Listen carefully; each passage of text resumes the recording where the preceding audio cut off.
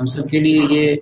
نصیبی کی بات ہے اور یہ بڑی سعادت کی بات ہے کہ اللہ تبارک و تعالیٰ نے ہمیں ایک فکر لے کر علم دین کے حاصل کرنے کی، فکر لے کر یہاں بیٹھنے کی، جمع ہونے کی توفیق بخشی۔ اللہ تعالیٰ اس فکر کو اپنی بارگاہ میں قبول فرمائے اور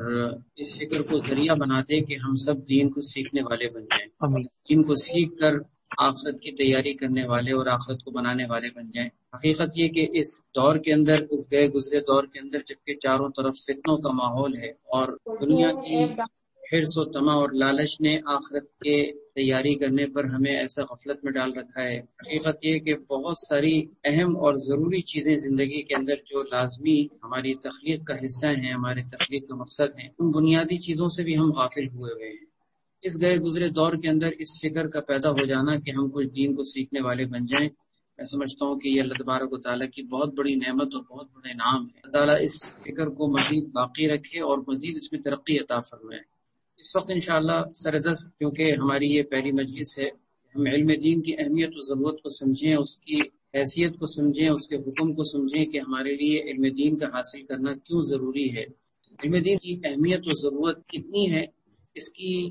اہمیت و ضرورت کو سمجھنے کے لیے ہمارے سامنے اللہ کے نبی صلی اللہ علیہ وسلم کا یہ فرمان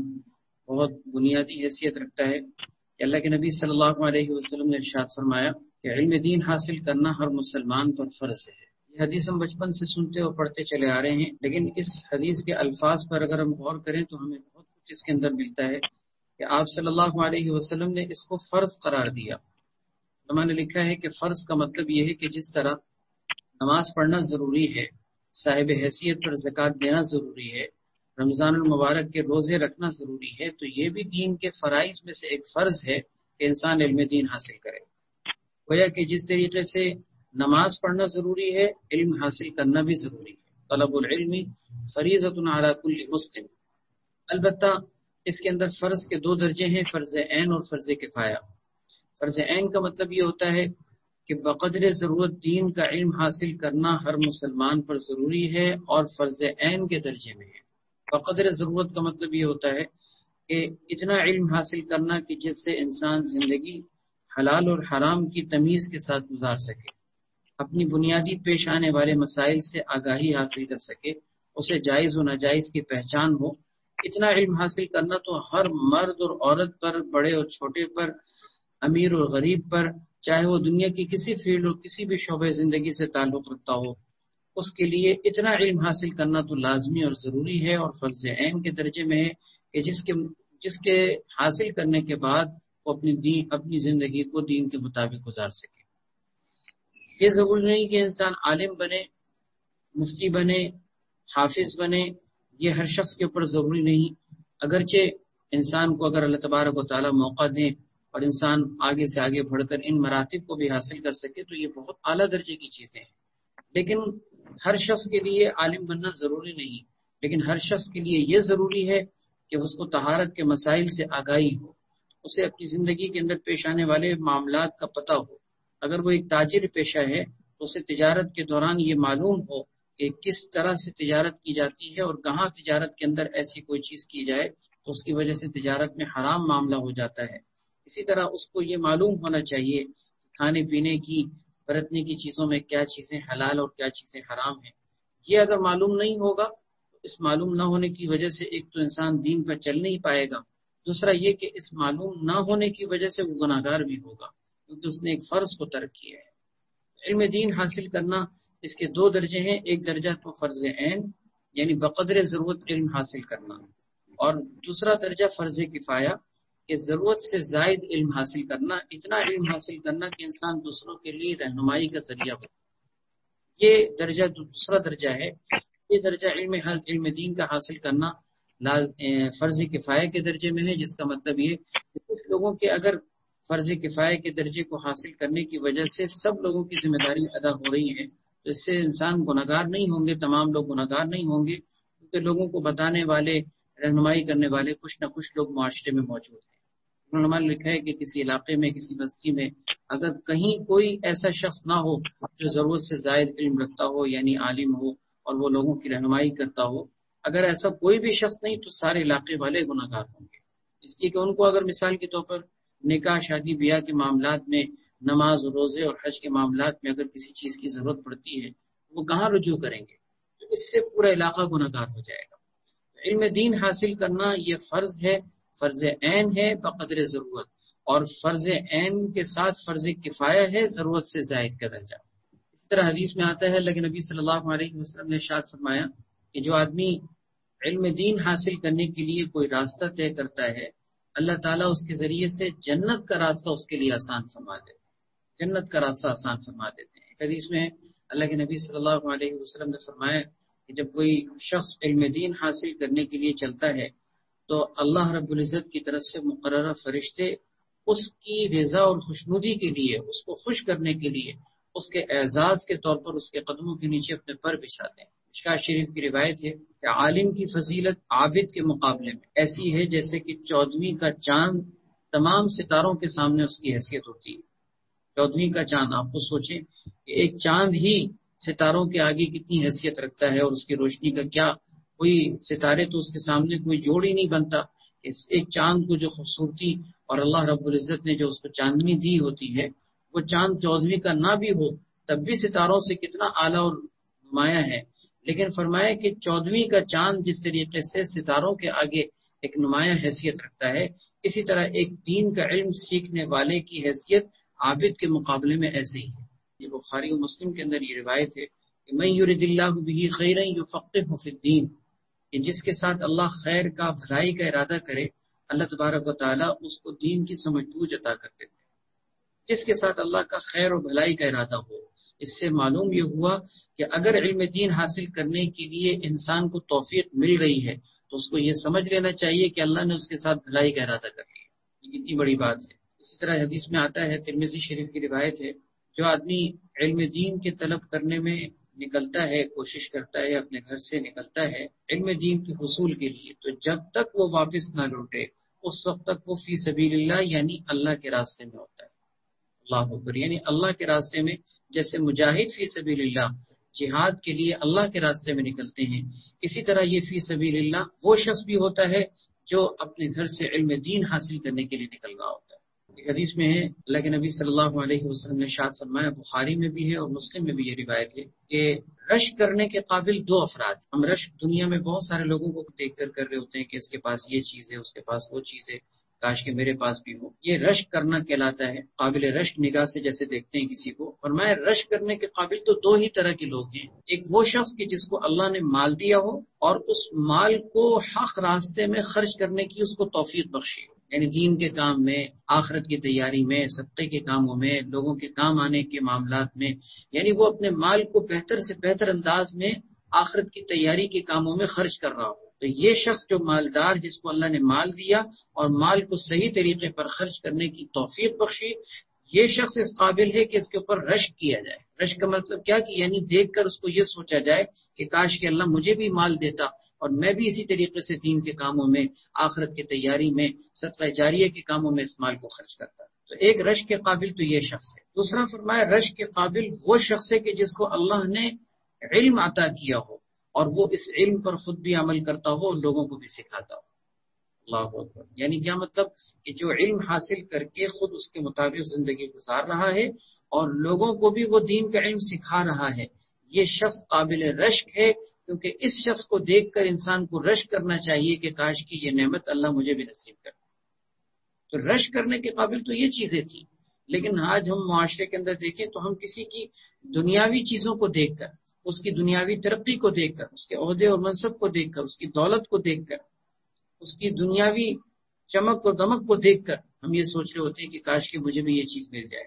اس میں اللہ کے نبی صلی اللہ علیہ وسلم نے فرمایا کہ نہیں، رشک کرنے کے قابل تو یہ چیزیں نہیں ہیں، یہ تو دنیا کی چیزیں سب یہیں رہ جائیں گی۔ یہ جو 2 افراد حدیث میں ذکر کیے گئے، فرمایا کہ رشک کرنے کے قابل یہ لوگ ہیں، کیونکہ ان لوگوں کے اوپر رشک کرنا اس لیے بنتا ہے کیونکہ یہ لوگ اپنی آخرت کو بنا رہے ہیں۔ اس لیے رشک کرنے کے قابل چیزوں میں بطور خاص ایک چیز علم ذکر کی گئی۔ ایک دفعہ نبی کریم صلی اللہ علیہ وسلم مسجد نبوی میں داخل ہوئے تو آپ نے 2 حلقے دیکھے۔ ایک حلقہ لگا ہوا تھا جس میں کچھ لوگ بیٹھ کے ذکر کر رہے ہیں، تلاوت کر رہے ہیں، دعائیں مانگ رہے تھے، اور دوسرا حلقہ لگا ہوا تھا جس میں سیکھنے سکھانے کا کام ہو رہا تھا، یعنی دین کا علم سیکھنے سکھانے کا کام ہو رہا تھا۔ دوسرے حلقے میں یہ کام کر رہے تھے لوگ۔ نبی کریم صلی اللہ علیہ وسلم نے جب دونوں حلقوں کو دیکھا تو آپ نے فرمایا کہ کلاہما علی خیر، یہ دونوں ہی بہت اچھا کام کر رہے ہیں، دونوں ہی بہت اچھے حالت میں اور بہت اچھے کام کر رہے ہیں، لیکن ان میں سے ایک حلقہ دوسرے حلقے کے مقابلے میں زیادہ افضل ہے۔ پھر آپ صلی اللہ علیہ وسلم نے فرمایا کہ یہ جو ایک حلقہ ہے کہ جو اللہ سے مانگ رہا ہے، ذکر میں، تلاوت میں، دعاؤں میں لگا ہوا ہے، اللہ تعالیٰ چاہیں گے تو ان کو دیں گے اور نہیں چاہیں گے تو نہیں دیں گے، جبکہ دوسرا حلقہ جو دین کے سیکھنے سکھانے میں لگا ہوا ہے، آپ صلی اللہ علیہ وسلم نے اس کو افضل قرار دے کر آپ صلی اللہ علیہ وسلم خود اس حلقے میں بیٹھے اور آپ نے فرمایا کہ میں معلم کی حیثیت سے دنیا میں بھیجا گیا ہوں۔ پھر آپ یہ کہہ کر اس مجلس میں بیٹھ گئے جس مجلس میں دین کے سیکھنے سکھانے کا کام ہو رہا تھا۔ اللہ اکبر، یعنی گویا کہ دین کے سیکھنے سکھانے کے حلقے کو اور اس مجلس کو جس میں دین کے سیکھنے سکھانے کا کام کیا جا رہا تھا، آپ نے اس کو پسند کیا۔ ترمذی شریف کی روایت ہے کہ ایک فقیہ یعنی دین کا سمجھدار، جو دین میں سمجھ بوجھ رکھتا ہے، ایک سمجھدار آدمی، دین میں سمجھ بوجھ رکھنے والا آدمی شیطان کے اوپر 1000 عابد سے زیادہ گراں اور بھاری گزرتا ہے۔ شیطان کو ایک دین میں سمجھ بوجھ رکھنے والے آدمی کی اتنی گرانی اور اس کو اتنا بوجھ محسوس ہوتا ہے کہ 1000 عابدوں کے مقابلے میں بھی اس کو اتنی تکلیف نہیں ہوتی جتنا اسے ایک عالم سے اور دین میں سمجھ بوجھ رکھنے والے سے ہوتی ہے۔ اس کی وجہ یہ کہ ایک شیطان کے لیے کسی عابد کو گمراہ کرنا، کسی عبادت کرنے والے کو گمراہ کرنا مشکل نہیں ہوتا، بنسبت اس کے کہ وہ کسی فقیہ کو گمراہ کرے، کسی عالم کو، کسی دین میں سمجھ بوجھ رکھنے والے کو گمراہ کرے، یہ اس کے لیے بہت بڑی محنت کی چیز ہوتی ہے، کیونکہ وہ دین کی سمجھ بوجھ رکھنے والا آسانی سے شیطان کے دام میں نہیں آتا۔ جس میں آتا ہے، شعب الایمان کی روایت ہے، علامہ بہقی رحمۃ اللہ علیہ نے ذکر کی، اللہ کے نبی صلی اللہ علیہ وسلم کا فرمان ہے کہ دو حریص ایسے ہیں جو کبھی ان کا پیٹ نہیں بھرتا، جتنا بھی مل جائے کبھی ان کا پیٹ نہیں بھرتا۔ ایک فرمایا علم کا حریص کہ کبھی علم کے حصول سے اس کا پیٹ نہیں بھرتا، جتنا علم مل جائے انسان کی دنیا علم کی حرص بڑھتی چلی جاتی ہے۔ یہ علم بھی ایک نشہ ہے، کہتے ہیں ایک نشہ ہے۔ ایک انسان کسی بھی نہج پر پہنچ کر یہ نہیں سوچتا کہ بس اب مجھے مزید کی ضرورت نہیں، اللہ تعالیٰ یہ نشہ ہمیں نصیب کر دے۔ فرمایا کہ یہ ایک علم کا حریص ہوتا ہے کہ اس سے کبھی وہ سیر نہیں ہوتا، دوسرا وہ دنیا کا حریص کہ جس سے وہ کبھی سیر نہیں ہوتا۔ دنیا کی بھی حرص ایسے ہی ہے کہ انسان کو جتنا مل جائے انسان کو لگتا ہے کہ وہ کم ہی ہے۔ حدیث میں آتا ہے کہ اگر ابن آدم کے پاس 2 وادیاں بھر کر سونا ہوں، وادیاں جو پہاڑوں کے درمیان گھرے علاقے کو کہتے ہیں وادی، فرمایا اگر یہ 2 وادیاں بھر کر بھی سونا بھر کر کسی ابن آدم کو دے دی جائے، انسان کو دے دی جائے، تو وہ تیسرے کی تلاش میں لگ جائے گا، اور اگر 3 مل جائیں تو چوتھے کی اس کو طلب ہوگی۔ اس کے پیٹ کو سوائے قبر کی مٹی کے کوئی چیز نہیں بھر سکتی۔ اس میں آتا ہے 5 چیزیں ایسی ہیں کہ جن کے بارے میں انسان سے قیامت کے دن جب تک پوچھ نہ لیا جائے اس وقت تک اس کے قدم ہٹ نہیں سکیں گے اللہ کے سامنے سے۔ ان 5 چیزوں میں سے پہلی چیز یہ ہے کہ اس کی عمر یعنی اس کی زندگی کے بارے میں اس سے پوچھا جائے گا کہ اس نے اپنی زندگی کو کہاں اور کن کاموں میں گزارا۔ دوسرا، خاص طور پر اس کی جوانی کے بارے میں پوچھا جائے گا کہ جوانی کو اس نے کن کاموں کے اندر گزارا۔ دیکھیں، عمر اور زندگی کے اندر تو جوانی بھی آ جاتی ہے، لیکن الگ سے جوانی کا سوال اس لیے ہوگا کہ انسان کی زندگی کا سب سے قیمتی حصہ کیا ہوتا ہے؟ انسان کی زندگی کا سب سے قیمتی حصہ اس کا جوانی کا حصہ ہوتا ہے، جس میں اس کا شباب عروج پر ہوتا ہے، جسم انسان کا طاقتور ہوتا ہے اور خواہشات انسان کی جوان ہوتی ہیں، اور اس وقت انسان کے ساتھ گناہوں کے تقاضے لگے ہوئے ہوتے ہیں، وہ سب کچھ کر سک رہا ہوتا ہے۔ اللہ نے اس کو ایک کڑیل جوان بنا کر، طاقت و قوت کا حامل بنا کر اس کو معاشرے میں زندگی گزارنے کے لیے ایک مکمل انسان بنا دیا۔ اب اس کی زندگی جب جوانی کے ایام میں گزر رہی ہوتی ہے، اس وقت انسان کی زندگی اگر اللہ کی فرمانبرداری میں گزرے، یہ ہے جوانی کا سب سے بہترین استعمال۔ لیکن ہوتا کیا ہے، عموماً ہم اکثر دیکھیں تو وہ جوانی کے ہی ایام کو سب سے زیادہ ضائع کر رہے ہو، اور جب انسان بڑھاپے کے اندر داخل ہو جاتا ہے پھر انسان کو موت، قبر، مٹی، فکر آخرت، جنت، دوزخ، ان ساری چیزوں کی طرف پھر عام طور پر دھیان ہونے لگتا ہے، اور اللہ تعالیٰ حفاظت فرمائے بعض اوقات تو بڑھاپے میں بھی یہ چیزیں نہیں آتی سامنے۔ لیکن بطور خاص حدیث میں علماء نے ذکر کیا کہ بطور خاص حدیث میں جوانی کے بارے میں اس لیے پوچھا جائے گا کیونکہ جوانی انسان کی زندگی کا سب سے اہم حصہ، ایک تو اس کی پوری زندگی کے بارے میں کہ زندگی کیسے گزاری، دوسرا اس کی جوانی کے بارے میں کہ جوانی کو کن کاموں میں گزارا۔ تیسری چیز یہ ہوگی کہ مال اس نے کہاں سے کمایا، کہاں سے کمایا مال، حرام طریقے سے کمایا یا حلال طریقے سے کمایا۔ چوتھی چیز یہ کہ اس مال کو خرچ کن کاموں میں کیا، حلال طریقے سے خرچ کیا، حرام طریقے سے خرچ کیا، اسراف اور تبذیر سے خرچ کیا، فضول خرچی تو نہیں کی، گناہ کے کاموں میں تو نہیں لگایا، مال کو غلط استعمال تو نہیں کیا۔ یہ 4 سوال ہو گئے۔ 5واں سوال یہ کہ علم پر کتنا عمل کیا، علم پر کتنا عمل کیا۔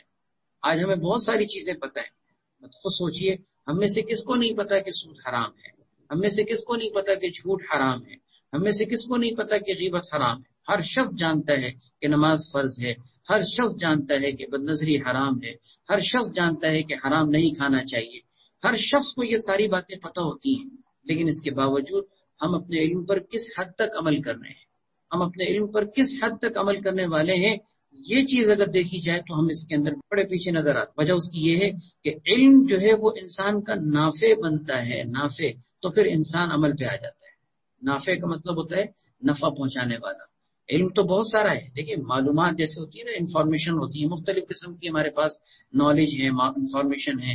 یہ علم اگر اسی درجے میں ہے کہ ہم عمل نہیں کر رہے تو ہمارے لیے اس میں اور معلومات میں اور نالج میں کوئی فرق نہیں۔ اس لیے اپنے علم کو نافع بنانے کے لیے اپنے علم پر عمل کیجیے۔ جو علم آپ کو معلوم ہے، جو علم آپ کو آتا ہے، اس علم کو عمل میں لے آئیے، بس وہی عمل میں آنے کے بعد علم انسان کا نافع بن جائے گا۔ یہ چند حدیثیں میں نے آپ کے سامنے بطور خاص علم کے فضائل اور اس کی اہمیت کے حوالے سے اس لیے رکھی تاکہ ہمارے سامنے اس کام کا جو ہم کرنے چل رہے ہیں، اس کام کی اہمیت کا ہمیں احساس ہو کہ یہ کوئی کام معمولی چیز نہیں ہے۔ آپ یقین کیجئے حدیث میں آتا ہے